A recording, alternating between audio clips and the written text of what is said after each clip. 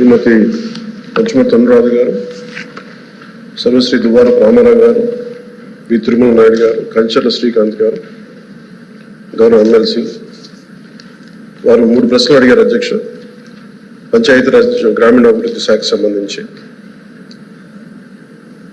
వారు అడిగిన ప్రశ్నల్లో మొదటిది పంచాయతీలకు విడుదల చేసిన 14 మరియు 15 ఆర్థిక సంఘం నిధుల్లో దాదాపు 9,000 కోట్లను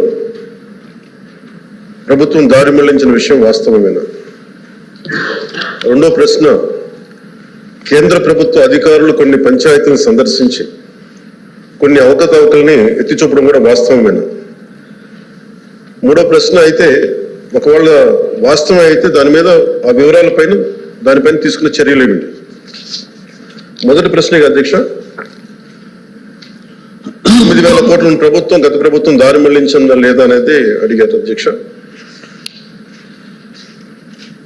దానికి మా సమాధానం అవునండి. కేంద్ర ఆర్థిక కమిషన్ గ్రాంట్లలో మళ్లింపు జరుగుతోంది.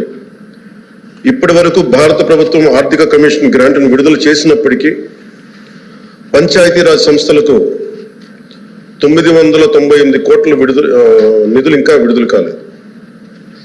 ఇది మొదటి దానికి సమాధానం అధ్యక్ష. రెండో ప్రశ్నకి, కేంద్ర ప్రభుత్వం అధికారులు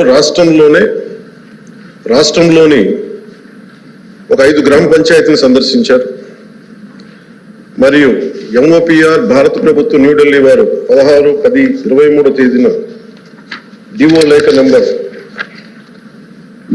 M11015/150/2020 FD Part 1 ద్వారా ఆంధ్రప్రదేశ్ ప్రభుత్వానికి వారి పరిశీలన తెలియజేశారు. ఆంధ్రప్రదేశ్ ప్రభుత్వం సమర్పించిన పరిశీలన మరియు ప్రచిత్రాలను కూడా ఈ అనుబంధానికి జత చేయడం జరిగింది. గౌరవ సభ్యులు ఇంకేదైనా సందేహాలు ఉంటే అనక్షర్ని అనుబంధంగా ఉన్న వీటన్నిటి చదువుకోవచ్చు అధ్యక్ష.